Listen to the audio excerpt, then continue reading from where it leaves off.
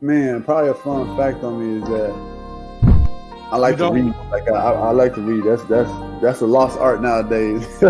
Oh, my great uncle is Jesse Owens. He won 4 gold medals in 1936. I always want to leave people with this, man, to all the viewers and everybody out there, man. Make sure you guys finish your story. Make sure you guys finish your journey because somebody's going to need it. Yeah. All you got to do is push the bad button. That's all you got to do is push the back signal. Try not to think about the future too much so you can maximize the now. Who's your favorite rap artist? Man, to be honest, it's crazy.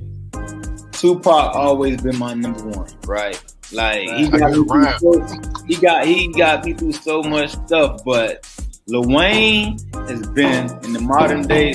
I said, what does it really take? What does it really take to be great, Drew? And he looked at me and he was like, you really want to know? And he was like, to be honest, everything you did to get here, you need to be consistent times 10.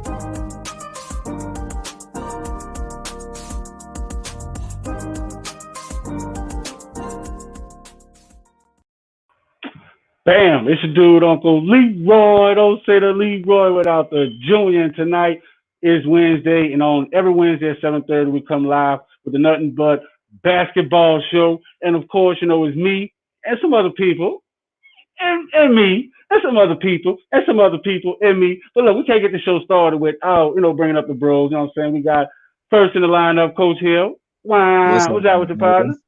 Chilling, man. You chilling. You know what it is. Another blessed day to be alive. Another day to get the money. Hey, facts. I'm telling you, man. Look, I said it's kind of weird coming in first, man. I was kind of nervous. I felt like, I was in that double dutch. Like, okay, this is my time to jump in. But definitely gotta give a shout out. You know what I'm saying? Double salute to partner in crime, Coach Lee. You know what I'm saying? He out there somewhere on the beaches of Tahiti. While we back here keeping the lights on, man. Double salute. Man. Yeah, enjoy. For real. But man, we got a good show tonight, man. We got something a little different. We got, instead of the Waco Terror updates, we got one of the actual players with us. Yes, sir. Okay. So before we bring them on, tell us a little bit about it. Well, we have my point guard that y'all always been hearing about, Antoine Chaney, man, MVP candidate, hard worker, floor general, just all right. Good person, man. He's also a great father. He struggles with, we've talked about this before, sickle cell, and he's proven people wrong, man, that you can still have this and still play basketball at a high level and not let that stop you from your goals. Nice. So, hey, definitely, want to get some, one thing about Sports Talk with Friends, our podcast, we're interactive, so y'all can definitely drop something. Y'all want to say something to it, drop it in the chat. We'll post it, and we'll say something right back. But, man, without further ado, we're going to get our guy, man, Conqueror on this thing. Chaney, man. Hey, what's good? Hey, what's good? How y'all doing? Man, good. Appreciate you coming and hanging out with us, man. So we got Waco Terror, point guard Chaney, man, hanging out with us. Where you hanging out with us at? Man, I'm here at the crib, you know what I'm saying, on a little spring break with my son. We finna get ready to go have a nice little dinner, reservations and stuff, just a little family time. Okay, what you ordering? Well, wow, he must got that stimmy. You know what I'm saying? He got okay. You going to the restaurant, what's not on the menu is what I want. You know what I'm saying? Right. Yeah. Look, you get that stimulus check, you like, hey, how much is the franchise? You know what I'm saying? Damn, like that. Look. Let me get the whole thing. Nah, we got a little reservation, you know what I'm saying? We're gonna eat at Longhorn tonight, get a little steak, you know what I'm saying? So just kind of treating ourselves out, from all the hard work that's been going on the past few weeks. Wow, cool. And one thing, we know, and has been spoken on the show quite a few, like you're not foreign to hard work. Right. So, and I mean, if you treat yourself to a steak dinner is how you enjoy, your hard work. So how do you, what do you do to work out for exercise? And, what is the hard work for you? Man, I'm up at 4:30 every morning. Got to get the weights in, got to get the conditioning in. I recently just stopped boxing. Boxing was one of my main things, that I got cardio in. But just maintaining, that type of work ethic. You know what I'm saying? The cardio is probably like one of the best or one of the most important things in the game of basketball. So, it's weights, it's cardio, and then I'm hitting the court.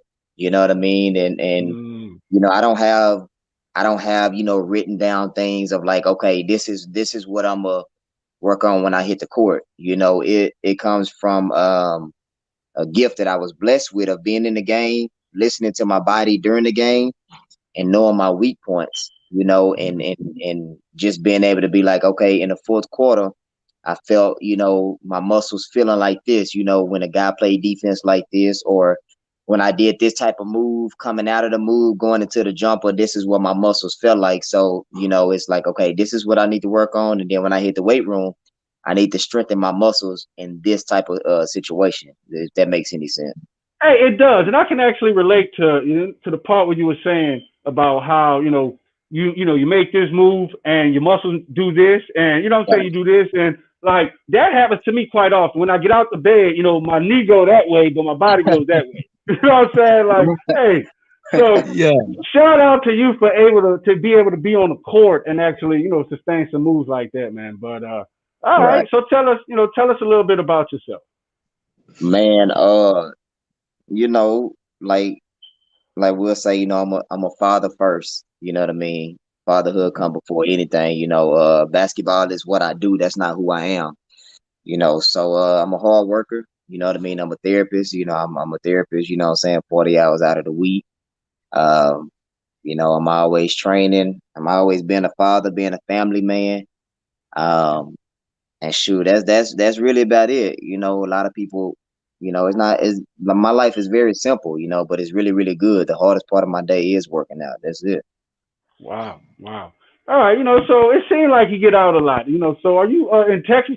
Texas is wide open right now. It's 100% open. So, Yeah. All right, so what's your favorite basketball team? Man, believe it or not, man, I'm a Kawhi Leonard fan. Oh, wow.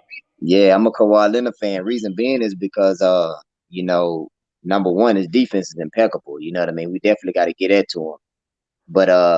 But number two, he has really worked hard offensively, to become, in my book, top 5 two-way player. And that's what I try to predicate my game off of. I want to be able to give a guy 30, but then, stop him from getting 30. So I'm a Kawhi fan.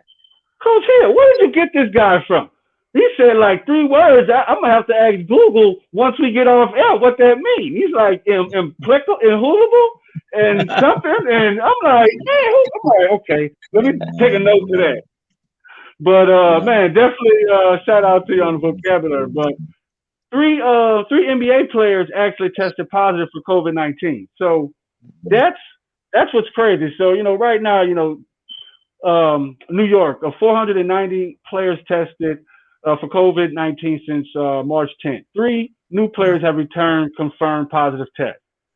So, like I said, so you've been getting out, you stay out, and it seems like you stay pretty safe whenever you get out the house and you work out. So, what do you think about the NBA and their COVID-19 protocol? Do you think they're keeping the players safe or what? I think they're doing the best they can under the circumstances. You know what I mean? That has been, some unforeseen circumstances. But yeah, I think they're doing the best they can. With something like this, it ain't really much you can do, but practice the guidelines that the CDC is saying that we got to do.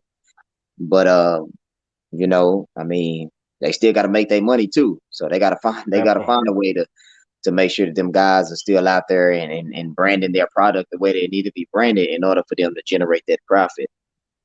Yeah. Well put. So I mean, so you see it on the NBA level. So what is it on, your level of basketball? Do you feel safe and comfortable playing at your level, within the courts? Because, Waco Terror and other teams, y'all are a traveling team.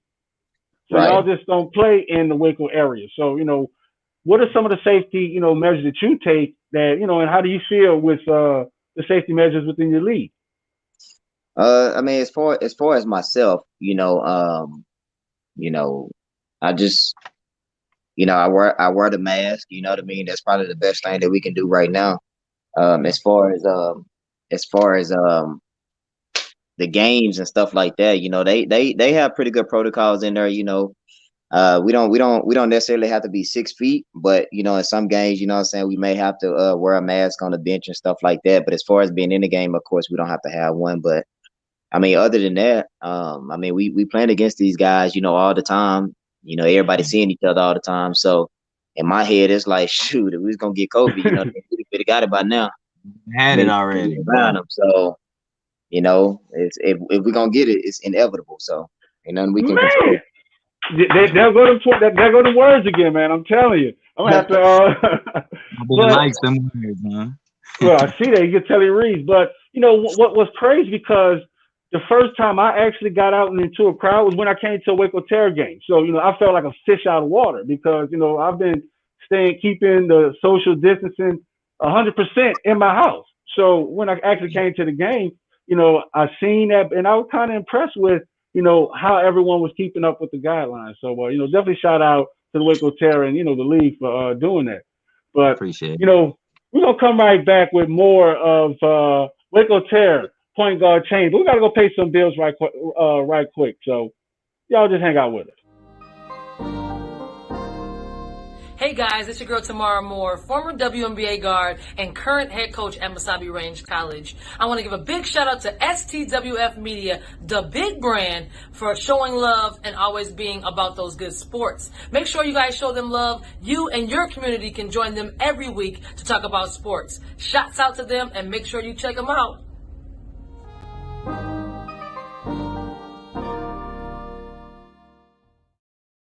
Shouts out, and we back. This your dude, Uncle Leroy. Don't say the Leroy without the junior, kicking it with my guy, host Coach Hill, and we back with more of the Nothing But Basketball show.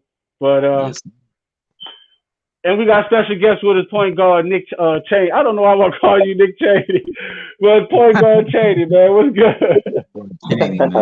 What's good? Nick Chaney, yes, man, we back.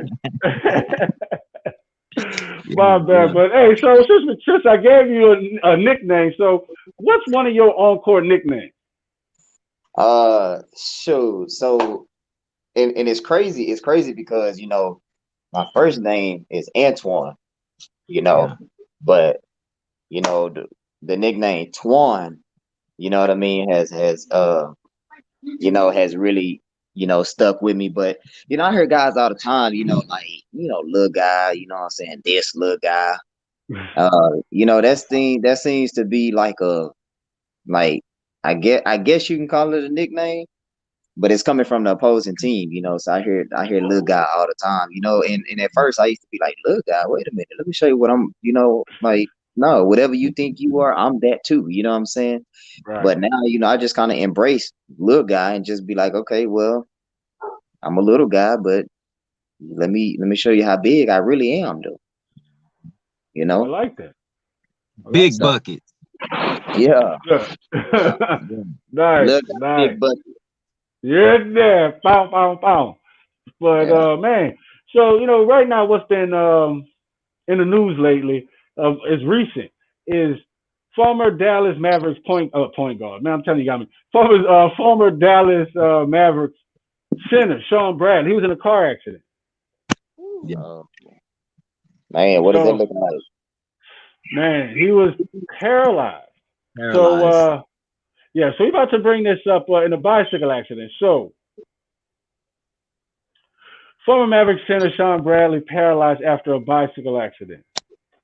The Dallas Mavericks released a statement on behalf of retired 7'6" center Sean Bradley on Wednesday, revealing that he was struck by an automobile while riding his bike and suffered a serious spinal cord injury that has left him paralyzed. Man, that's kind of bad. That's kind of tough right there. That is, man. That, life is so short, man. You never know when something like that can have something life-changing like that can happen, man. So prayers to him and his family. Sure. Facts. But so now, now I kind of feel bad about all the Sean Bradley jokes I used to make. You know what I'm saying? Because back in the day, Sean Bradley had like one of the most unorthodox style. Like, it was him and I think Yao Ming were like the two tallest guys that played the position in the NBA, and they just ran up and down the court just with an unorthodox style. It was just crazy. So, man, before we get up out of here, we got a short show because we missing you, Coach Lee. But Change, definitely, what's like? Tell us what's the best level of basketball to compete in your, from your perspective. I mean, definitely the league itself. Definitely the NBA. That's I'm sure that's every guy's dream. You know what I mean, to be able to compete at that high level. But second to that would definitely be either the G League or some leagues overseas. But at the same time, just because guys haven't made it to the league or to the G League or to overseas and stuff like that doesn't mean that they're not good enough to be there. You see what I'm saying? Because we got a lot of guys at this semi-pro league that be killing it. And I love to compete against those guys. You know what I mean? And of course, it don't ever be anything personal, nothing like that. It's just when you put two bulls in a cage, you know what I'm saying? It's gonna be a war. Well stated. Like you say, definitely the league though. Okay, so we've interviewed a lot of basketball players on different levels, so and just play different leagues, and one thing that they say, like playing overseas, that's a real more competitive. Like they feel, playing in those overseas leagues is a whole lot more competitive than what the NBA is, because they feel like the NBA is like LA Fitness, that they really don't play real basketball in the NBA. So that's good perspective. But like you say, the NBA is definitely every kid's dream, every hooper's, every baller's dream to get there. But it was crazy because back in my time when they had those and one tournaments, that was the, playing those black tops. So it's good to see how the game has evolved. But Coach Hill, what do you think about it? Man, I think as far as overseas leagues go, I think they're pretty competitive. I feel like people can go over there. I'm not saying make as much as the NBA player, but they can definitely be comfortable living over there if you get in the right league and get with the right people. So the competitive edge overall, I think it comes from within. No matter what league you go in, if you always play at a high level, then you're always going to be that intense player. You know what I'm saying? And that's just my opinion. I don't really feel like, whatever level you play on, of course, getting paid is that's your goal. You want to get paid. But man, you bring in high level of intensity to the table, no matter where you play, whether it's on the blacktop playing for N1 or overseas playing, or even in a semi-pro league. You got to go out there and compete every night. But definitely the main goal is to get to the NBA, but there's other doors that open for all these players nowadays. And that's what we're trying to highlight, that there's other doors than just the league. That's what that question is for, just to point out, like, hey, because, especially in urban cultures, like, we want to be the person on the field or on the court. We forget about, the therapists, the trainers, these other positions that we can actually get in. So, there's other leagues that you can get. If you can't get into, the NBA, there's D League, there's G League. So, all right, that's cool. So what are you about to say, Twan? Just to kind of piggyback on that, I also feel like, and this is, a code that I live by as far as competing, and I'm sure a lot of people think it, they're not, like me personally, I'm not in competition with anybody, I'm in competition, with myself to be better, every single day. So with me, it really doesn't matter the game or the level, I'm gonna go out there and compete. And let's just say, I just so happen to be in a game where I feel like, okay, this game right here could be easy, to beat them. But in my mind, it's like, okay, how am I going to beat them? You know what I mean? Do I want to beat them with a jump shot? Do I want to beat them, controlling the game just by passing the ball? Do I want to do it defensively? And even in a league, let's take Kobe Bryant, 81 points for an example. You know, I'm sure that there were guys, you know what I mean, trying to stop him, you know, when he got to a certain thing. But, you know, even if you can dominate the league, you know, you still got to knock down them shots. You know what I mean? So if you score 81, you know, it really doesn't matter who that is against. You still have to knock down those jumpers, you know what I'm saying, when you get that opportunity. You know, so you know, as far as on a competitive level, I feel like, you know, it depends on how competitive you are. You know, because if you're very competitive, then it's not gonna really matter because you're still gonna be competing with yourself. It doesn't matter who in front of Yeah. Nice. Okay. We got to schedule a real one-on-one with you, man, so you can drop some of them nuggets like that.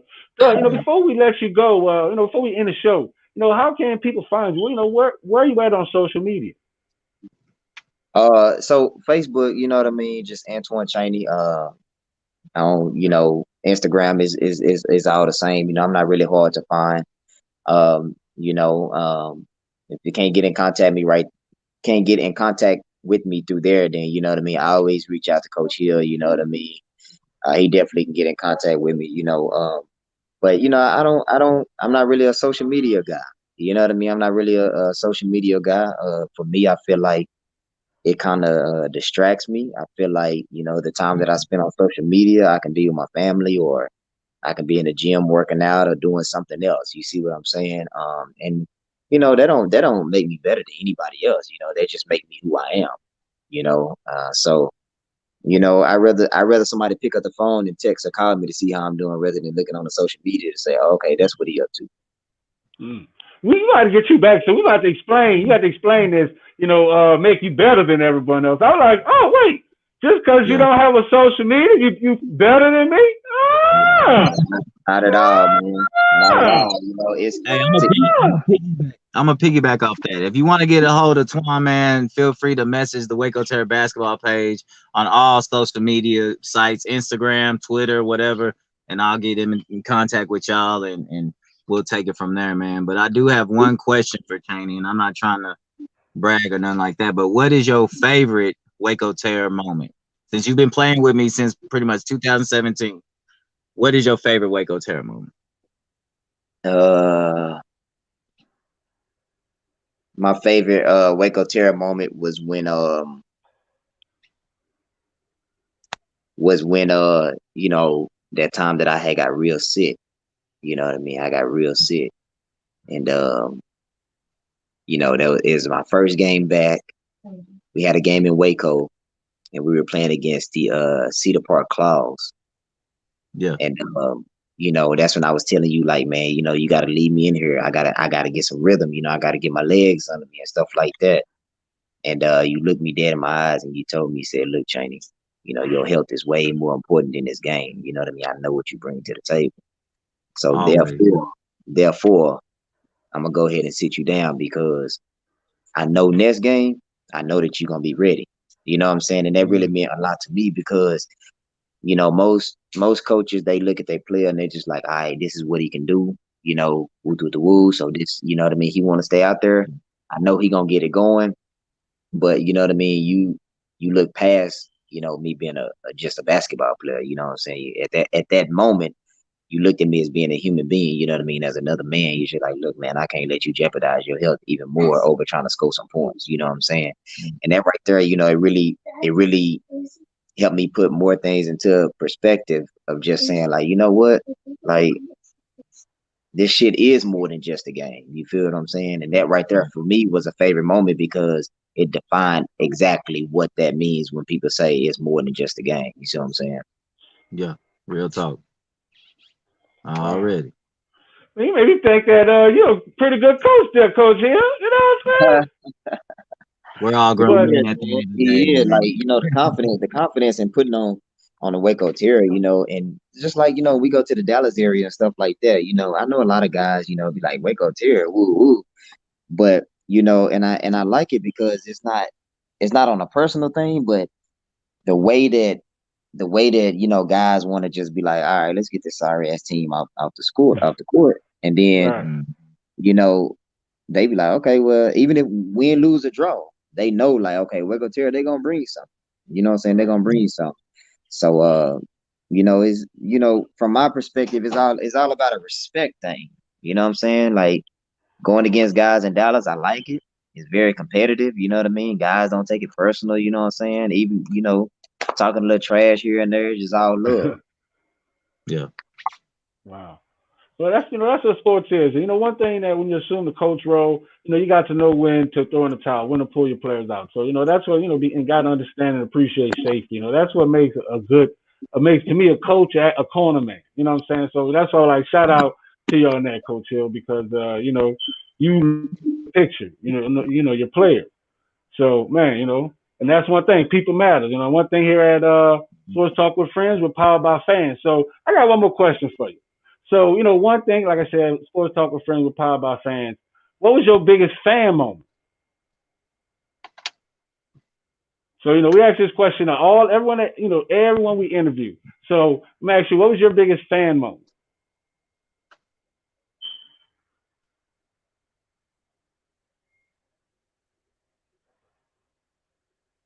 You're muted.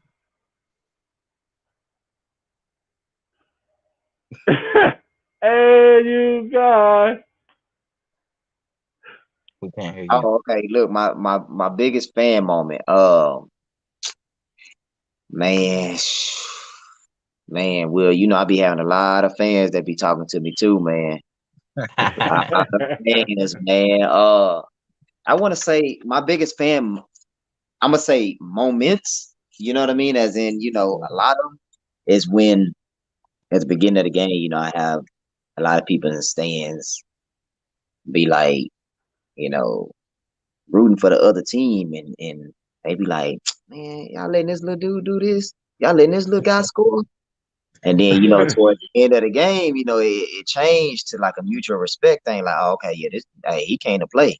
You know what I mean? Or, oh, yeah, you got a little something. You know what I'm saying? So I guess it's just, gaining the respect from the fans, from the opposing team.